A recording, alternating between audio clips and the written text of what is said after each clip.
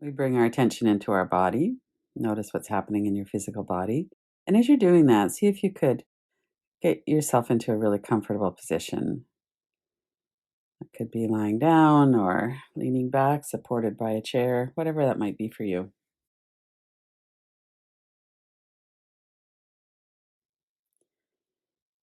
There's so much talk about embodiment and somatic work these days.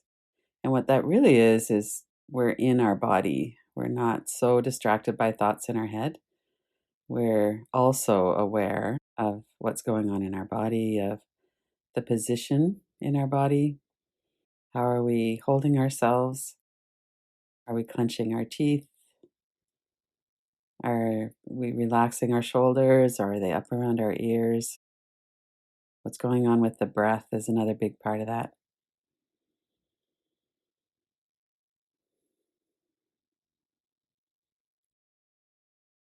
With everything in yoga, when we first tune in, we're tuning into what is, not so much with an eye to trying to change it, more just to notice what's here.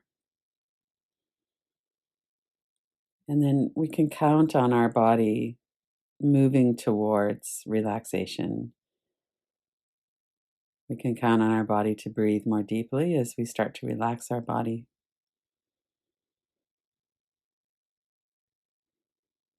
And we have all of that energetic or non-verbal communication between our primitive brain, our nervous system, our mind, our body. It's all one system.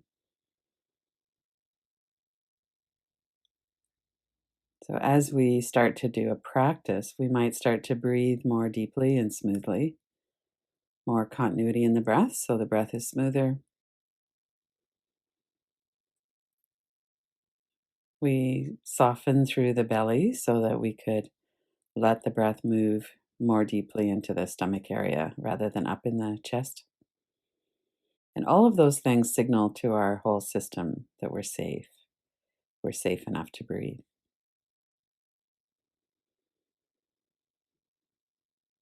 And as our system starts to realize that, then our mind starts to settle as well.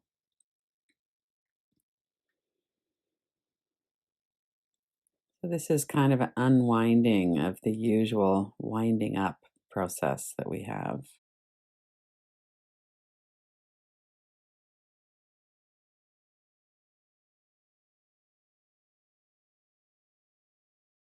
Our lives are quite often alarming, either personally, but certainly through knowing what's happening with everybody else, what we see in media.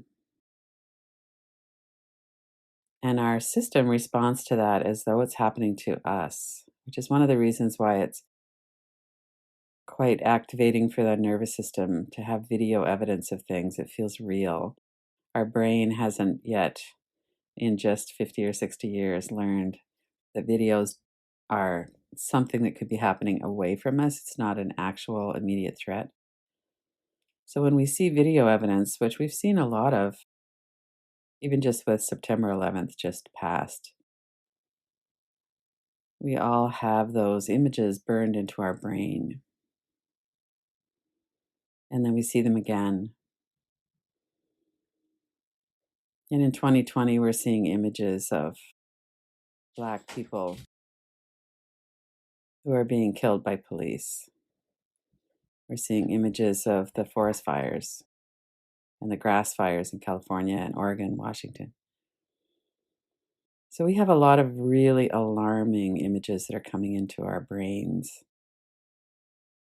And the effect of those is that it feels dangerous. And so then our nervous system goes into a protective mode. We stop breathing, we hold our breath, we have a lot of unhappy or compulsive thinking, catastrophic thinking.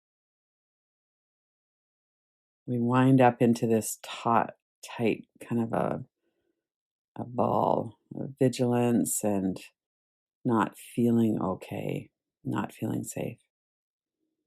So, unwinding is what we're doing in a practice.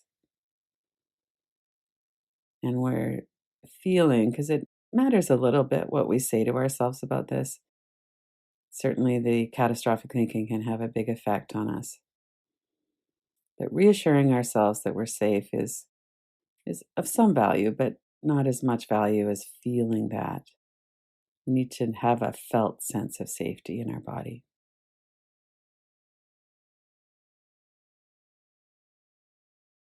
And one of the ways that we do that over and over and over is to have this feeling in our body that it's okay, it's safe enough to relax our body, and it's safe enough to breathe.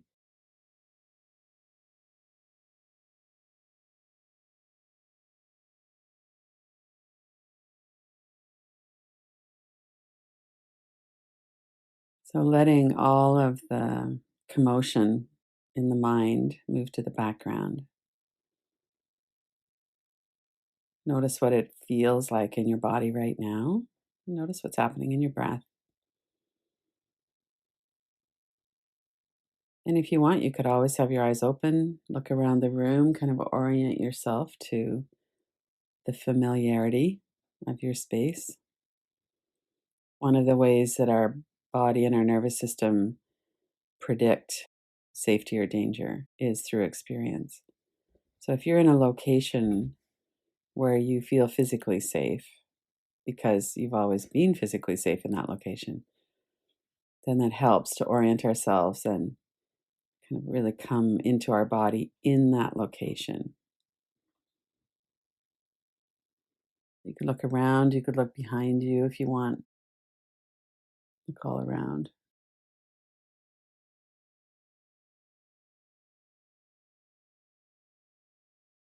We experience safety in a visceral way. We know it in our gut.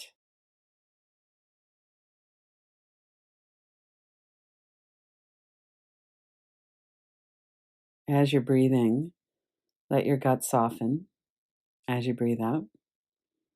And every time you breathe out, it could soften a little bit more.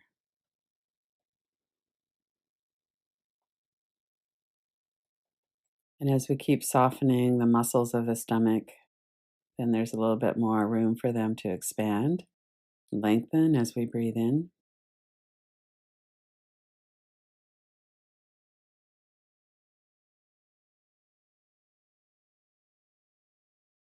And notice that we're having a direct experience, whatever your experience is, and that we're also monitoring or witnessing that experience. And part of that is through our mind. We can set ourselves the task of noticing what's going on in our body and our breath, in the thoughts in the mind.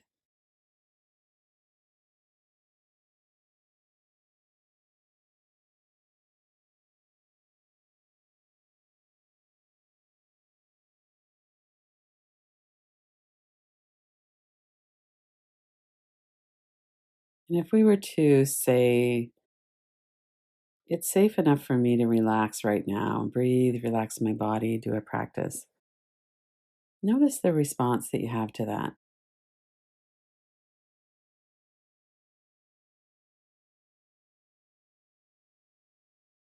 It might feel neutral, true, false. It's safe for me to relax and breathe.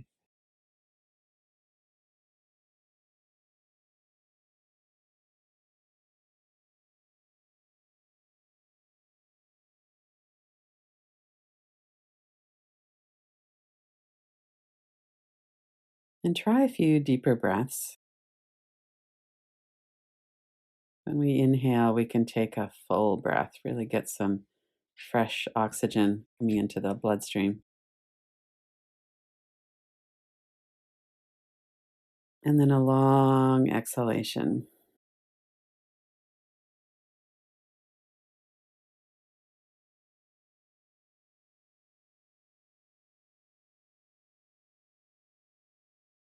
Deep inhalation again. And a long exhalation, really letting go on the exhale.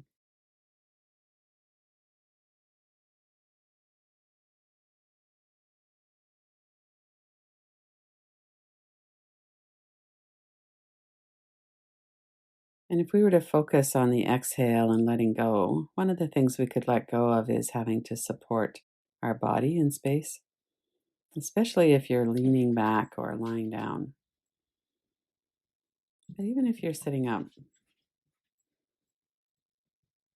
there are some essential muscles, like our core muscles, that need to be engaged to sit up. But what else could you just let go of?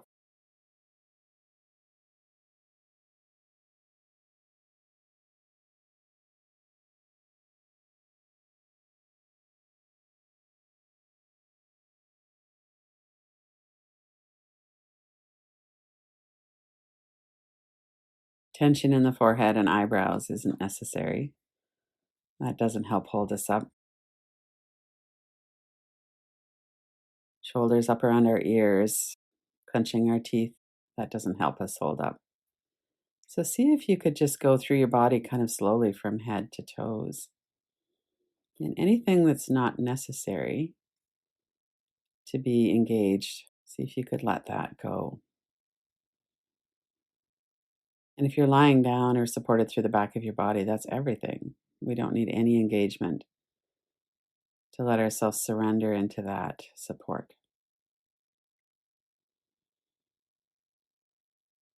Spend a bit of time on each area, starting with the forehead and eyebrows, the eyes.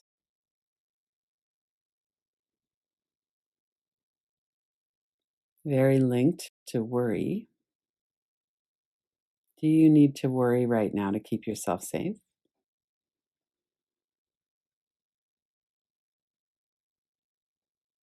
What would happen if you were to let go of that for a bit, even just for the next 10 or 15 minutes, to not worry?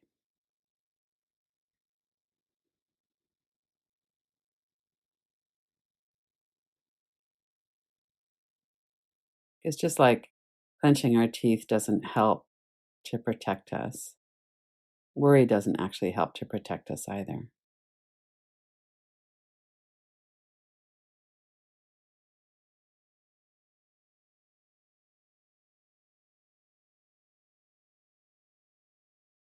And one of the ways that our mind justifies that is, well, we need to think ahead. We need to plan ahead. We need to be prepared.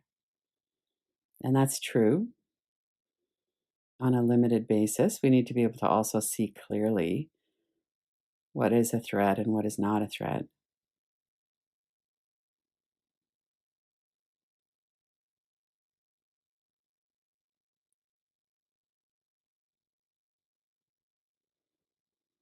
But the kind of chronic anxiety, worrying, and catastrophic thinking is actually quite unhelpful.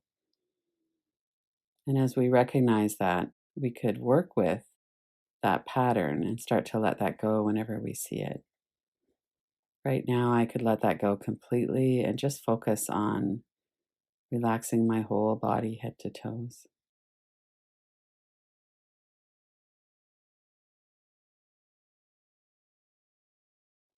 Notice your mouth and jaw, hinges of your jaw, your tongue, your vocal cords, your throat.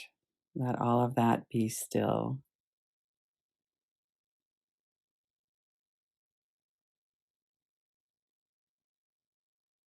And the mouth, the jaw, the vocal cords, and subvocalizing in the vocal cords is often linked with worry. So if we were to really let the vocal cords be still, that helps to still the mind. And as the mind becomes more still, it helps the throat and the vocal cords to come to rest.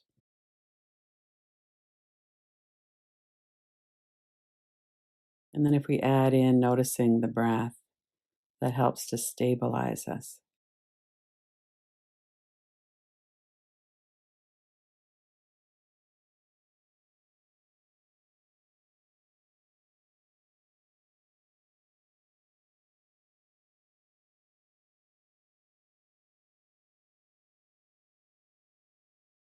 Notice the front of your body, the chest, the stomach area.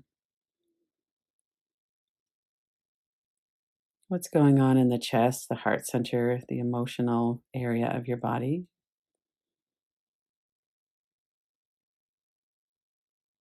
Sometimes there are sensations or heaviness, contraction.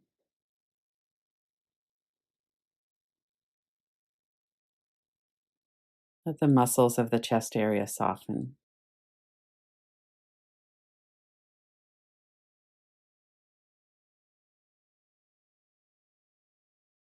And then as you come down into the stomach area, navel center, the lower belly, our guts, this is often where we're holding fear. There could be a tightness, a whirling sensation of a black hole. It's all kinds of ways that we experience what happens in the belly. And that kind of energy really contributes as well to that feeling like it's not okay to breathe, it's not okay to relax. So, using all of your senses and your cognitive mind as well, notice if there's an immediate threat, if it would be okay, if you'd be safe to let go of everything else for a bit and just breathe. Nothing to figure out, nothing to think about really. Just put your attention right in your belly and let yourself be absorbed in the rhythm, the continuity of your breath.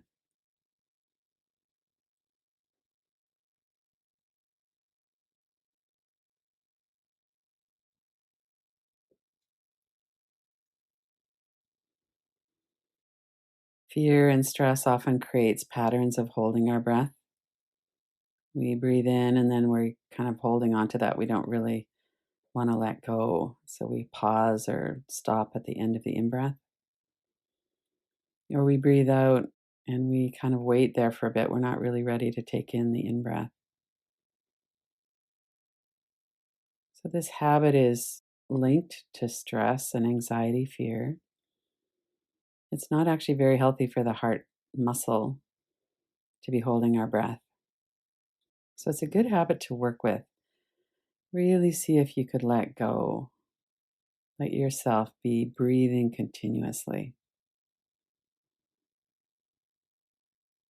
And as you finish exhaling, there's not a lot of movement of air right at the end of the exhale. But as soon as you're finished with that part of the breath, let it turn around, come into the inhale.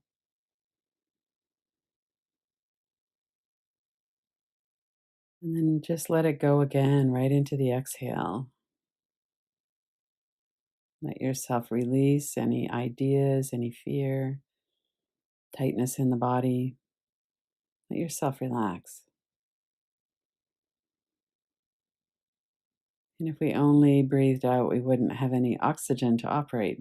So then we have to let it come in again. The in breath comes in. And if we only breathed in, we'd explode. So we need to let that go. So again and again, just really appreciating and focusing on this beautiful way our bodies breathe.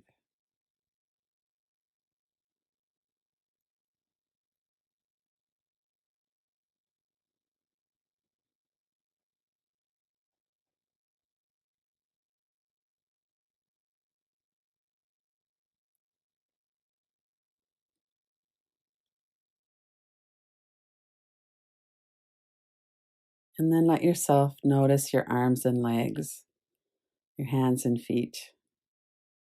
Often with fear or anxiety, there's a restlessness. It doesn't quite feel okay to settle. We might fidget a bit or shake or move around or not really be able to be still. So bring your conscious mind in again. We've been evaluating the threat and the safety during this practice. Let that be known, your conscious mind, but also your gut. What does your gut say about your safety right now? Is it okay to let your body be still?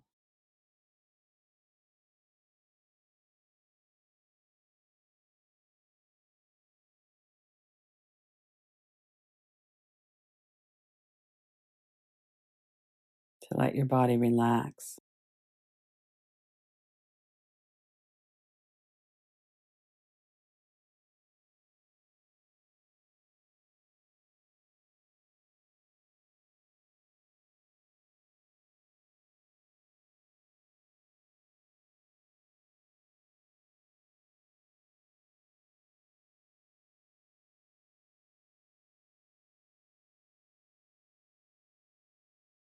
One of the things we know from practice is that these old patterns reassert themselves, sometimes just within a few seconds.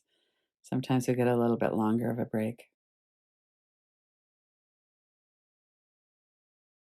So if your mind goes back to worry, or if you notice that your stomach is clenching or you're holding your breath again, that's so normal.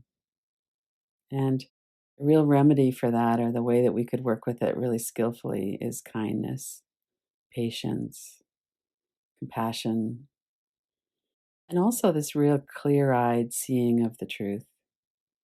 There is definitely danger in the world, especially right now. There's a lot of trauma and unhappiness and fear and polarization, and there's a lot going on out there. And what goes on out there goes on in here too. And it lands on whatever our experience is through our whole life. So it really makes sense if our mind goes off into catastrophic thinking, clench our teeth, we bring our shoulders up. All of those responses make sense.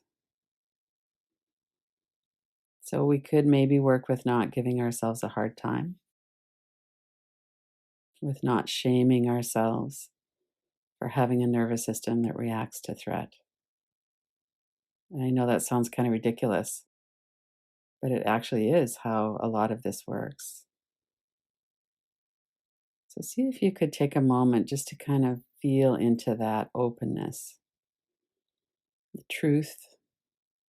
We're not in denial. Everything's not fun and bluebirds and singing. It's not like that in human life, and especially right now. And there's more to us than our nervous system.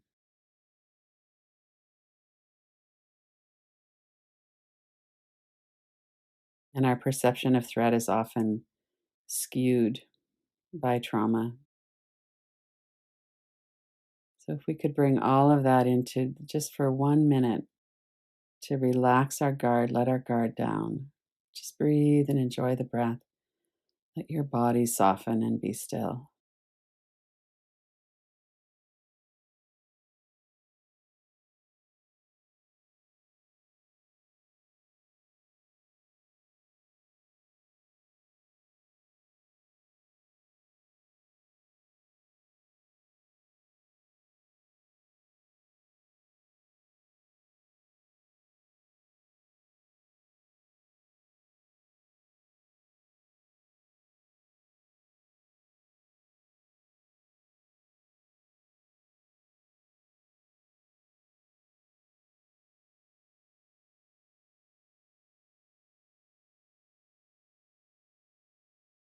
And if you want, you could set an intention to keep coming back with patience and kindness, clear eyed seeing.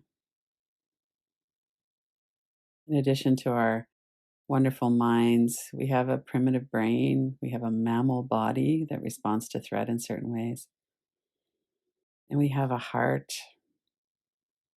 We could have compassion for ourselves. At the least, we could not make ourselves wrong for having the experience that we're having.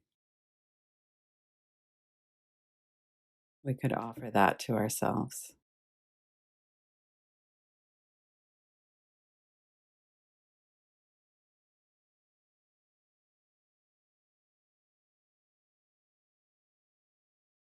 And then when you're ready, open your eyes.